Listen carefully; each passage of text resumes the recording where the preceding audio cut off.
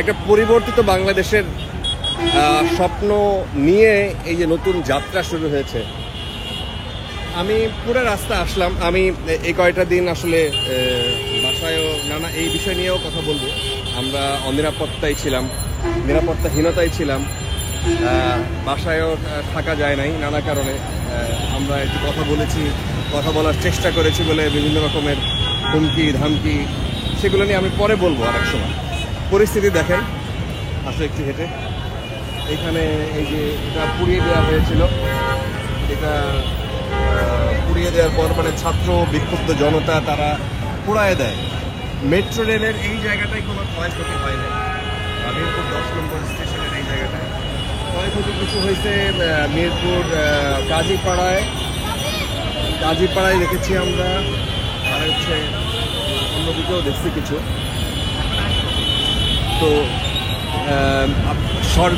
সরকারি যে স্থাপনা আছে এগুলার প্রতি ভীষণ যত্নবান হইতে হবে। কত টাকা লোন নিয়ে এগুলো করা জানেন তো? আপনার আমার পকেটের পয়সা দিয়ে করা।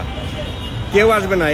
এই মেট্রো রেল কি পরিমাণ মানুষ, আপনার শেখ হাসিনার প্রতি ঘৃণা আসতে পারে তার কর্মকাণ্ডের জন্য, কিন্তু এইটা কিন্তু তার টাকা দিয়ে করে না, তার ফান্ডের টাকা দিয়ে করে না, তার সম্পত্তি বিক্রি করে করে না, তার বাপের সম্পত্তি বিক্রি করে করে না। এটা আপনার আমার টাকা দিয়ে করা এই মেট্রো রেল।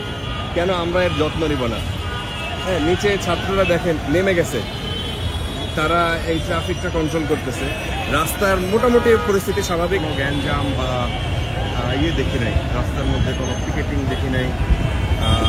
জায়গায় জায়গায় যেহেতু পুলিশ নাই, এটা একটা শূন্যতা তৈরি হয়েছে, কিন্তু ভালো লাগা তৈরি হয়েছে এই ছেলেদেরকে দেখে। এর কিন্তু কোনো ডিউটি নাই, এর কেউ টাকাও দিবে না, 200 টাকা বা 500 টাকা দিবে না যখন সারাদিন কাজ করতে দাও। দেখেন, এইটাই বাংলাদেশ। এই বাংলাদেশের যে পরিবর্তন হবে আপনি এই সাইন দেখে বুঝে নেন। এই বাংলাদেশ আগের জায়গায় ফেরত যাবে না।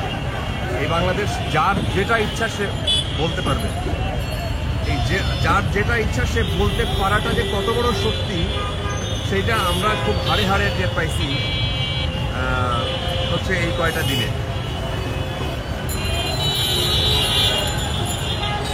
এই সুযোগে অনেকেই অনেক জায়গায় লুটপাটের চেষ্টা করতেছেন। এই অবস্থা, এই যে বিশৃঙ্খল অবস্থা, আসলে এটা অ্যাভয়েড করার জন্য আইন শৃঙ্খলা যেহেতু ভেঙে পড়ছে, আইন শৃঙ্খলা বাহিনীর লোকজন তারা নিরাপত্তাহীনতায় অনেকেই অনেকভাবে বাড়ি অফিস ছেড়ে আত্মগোপনে গেছেন।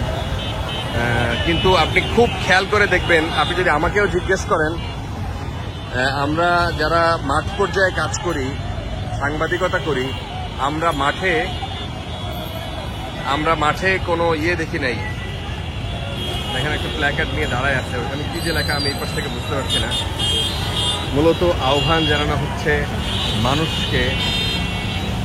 অন্য মানুষকে ভালোবাসার, শ্রদ্ধা জানানোর, রেসপেক্ট দেওয়ার। আপনার এতদিনের যে আওয়ামী লীগ বন্ধুরা আপনার বিরোধিতা করছে, তারও আপনি কথা দিয়ে বিরোধিতা করেন, তাকে আপনি গায়ে হাত তুলেন না, তাকে আপনি ভালোবাসা দিয়ে তার মনটা জয় করে নিয়েন।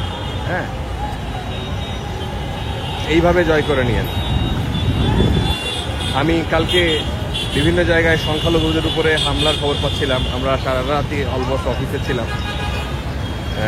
তো আবার বিভিন্ন জায়গা থেকে এই খবরও আসছিল যে মাদ্রাসার ছেলেরা পর্যন্ত মন্দিরের গেটে বসে তারা পাহারা দিচ্ছে। এই যে একটা সৌন্দর্য ব্যাপার, এই যে পরস্পরের প্রতি একটা শ্রদ্ধাবোধ, আপনি যে ধর্মের হন, যে বর্ণের হন, এই শ্রদ্ধাবোধটা আমাদের জাগ্রত হওয়া খুব জরুরি। এই জায়গায় কোনো ছাড় হবে না।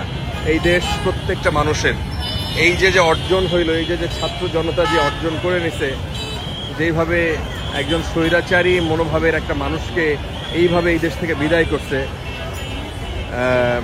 সেই জিনিসটার অর্জন আপনার অসম্পূর্ণ রয়ে যাবে বা ধূলিসাৎ হয়ে যাবে যদি আপনি এরপরও এই জিনিসটা কন্টিনিউ থাকে বাংলাদেশের এই জিনিসগুলা।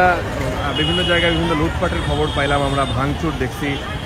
এটাই হচ্ছে তার একটা উদাহরণ যে মাঠ ছেড়ে যায় নাই এরা। এই আন্দোলন চলবে, এই আন্দোলনের অংশ হিসেবেই এরা মাঠে, এরা দায়িত্ব হাতে তুলে নিচ্ছে। আপনি আপনার বাসার পাশে যদি এরকম অনিয়মজন্য কিছু হয়, আপনার বাসার পাশে কোনো যদি আক্রান্ত হয় কোনো হিন্দু ভাই, কোনো অন্য ধর্মের ভাই বোন, আপনি তার পাশে দাঁড়ান। কোনো আক্রান্ত হয় যদি ব্যবসায়ী, আপনি তার পাশে দাঁড়ান। আক্রান্ত হয় যদি কোনো পুলিশ সদস্য, আপনি তার পাশে দাঁড়ান প্লিজ। এটা সবাই একটা শেপে আনতে হবে, একটা দেশকে শেপে আনতে হবে।